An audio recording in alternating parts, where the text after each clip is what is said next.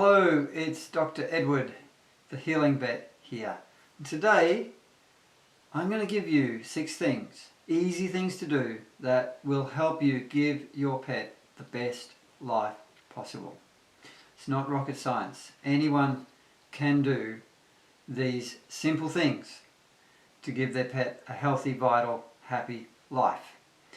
So, number 1 thing to do is to feed your pet a species appropriate, fresh, whole foods diet. So diet is absolutely the foundation of all good health. Processed foods are a slow poison.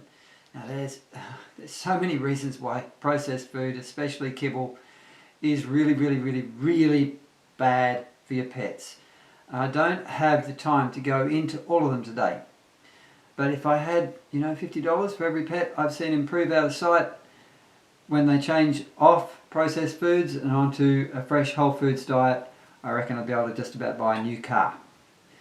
And every animal with clients bringing animals on processed food to say, how about we change to a fresh whole foods diet? Animal comes in a month later and people are going, oh, my animal's so much shinier, so much healthier, so much happier. It really makes a massive difference. And hello to everyone who's watching live. Please drop into the comments, say hi. I'd love to hear who you are and where you're from and what animals you have.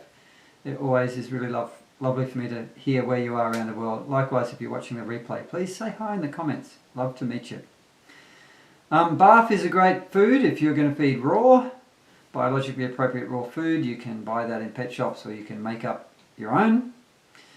I just buy it for my pets because I don't have the time to make it up for my own. You can do home cooked too. Home cooked is fine. I know a little bit about rabbits, Brenda.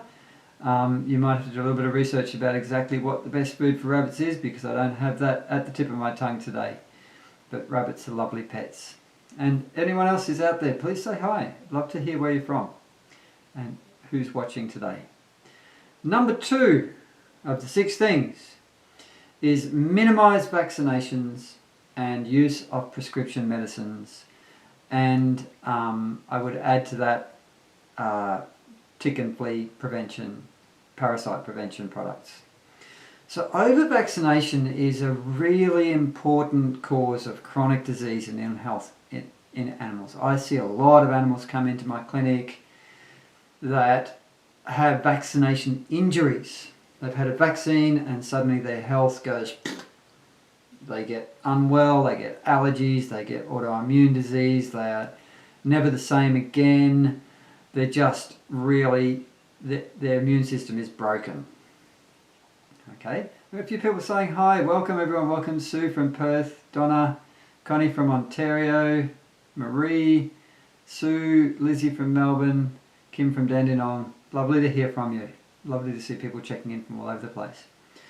So vaccination, you should never give an unnecessary vaccination, and the C3 and F3 vaccines, the modified live virus vaccines that we use for our companion animals these days, give a long-lasting duration of immunity of at least 5 to 7 years. Okay, a long time. So having a revaccination every year, every 3 years is really not necessarily, unless you need it for kennels, in which case it may be. But what I really strongly recommend is that you titer test. You have a titer test. You get a little bit of blood and check what the antibody levels are in the blood before revaccinating, because most animals that are being revaccinated don't need to be revaccinated. Calling it a booster is misleading rubbish, by the way. So always have a titer test. And if you've got puppies from breeds that are inbred and have fragile genetics, you might want to modify the puppy vaccination schedule, but you should only do that in consultation with a holistic veterinarian. Be happy to help you with that. Number 3 thing is communicate clear, healthy boundaries with your beautiful fur kids. Dogs especially, but cats benefit from this too, need a benevolent leader in the home. That would be you.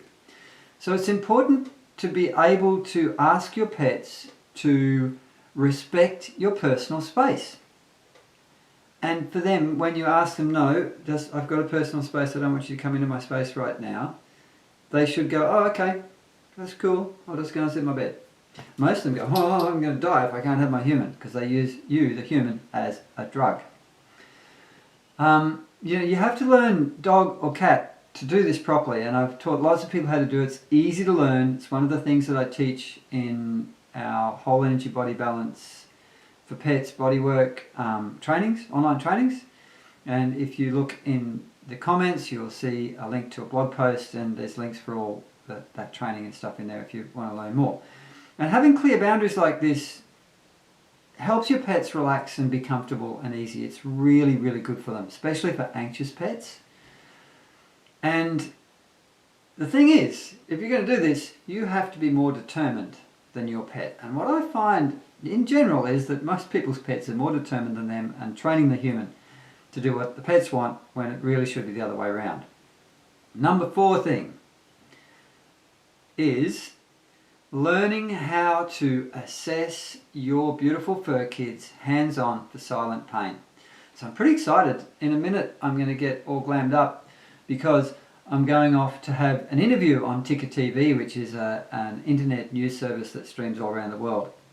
And we're going to be talking about silent pain. It's one of the biggest problems in our beautiful pets that most people don't know anything about, and more than half the animals who bring pets into me have more than half the animals that people bring into me have significant pain that is completely invisible. The animals show no sign that it's there.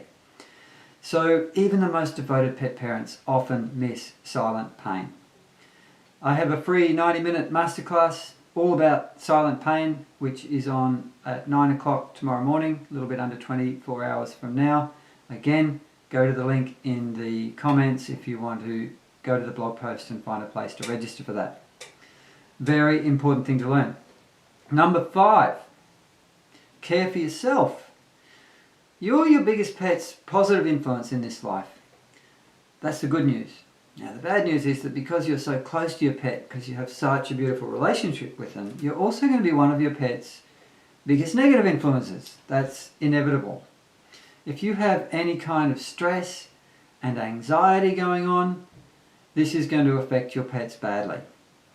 So the more self-care you do for you, the more your pets are going to benefit. Okay, really, really important. So eat well, fresh whole foods. For you too, low in carbs, no dairy, little or no meats, little or no sugar, organic if you can, and a good proportion of raw food, 50 to 75% raw food, will help your health be much more vital. Exercise regularly. Take time to relax and meditate. Have regular massage or body work. And if you do have trauma, anxiety, other issues going on, go and get some help. Find some professional support for that. Number 6, which is also super important, is take your beautiful pet to the vet regularly. This is so important to catch things early. Preventative medicine is so much easier than trying to put out a fire. Once you've got a big fire, that can be a problem to help your animal. Sometimes we can't help if diseases go past a certain threshold. So the gold standard, in my opinion, is to have a health check with your vet every 6 months. At least yearly. Don't miss that, but preferably every 6 months. Should have a yearly full dental check with x-rays. This is gold standard. Okay? And yes, your animal will need to have an anaesthetic to have the x-rays and to have their teeth examined properly. You cannot examine an animal's teeth or clean an animal's teeth properly while they're awake. It is simply impossible. Now, it is worth the risk of the anaesthetic. I have done a number of dentals on really rickety old animals in the last little while since I've been working back at the vet hospital, and they've come through it just fine. So regular blood tests, examinations by the vet visits can help you find health issues before they become a crisis. And if you want help, I give holistic health advice to pet parents all over the world. If you want to have a session with me, you can come in person if you're in Melbourne, and some people will drive from quite a long way away to come and see me, or I can do Zoom sessions with you as well. I work clinically in my veterinary practice at Benton's Road Vets here down on the peninsula at Melbourne. You can contact through their website if you want to book a consult with me. Ask for Dr. Edward. I'm there on Tuesdays for consultations. Okay, so thanks everyone so much for watching. I'll be back again next week with another installment of these regular videos that I do for all of you beautiful pet parents out there, so that you can look after your pets and keep them well, holistically and beautifully. And Kim, just before I go, you had a question, how much is a teeter test? I think we charge about $60 or $70 for an in-house test at our clinic. If vet clinics send them out to an external lab, it can be very expensive, $200, $300, $400. Thanks so much. I'll see you all next time. Bye.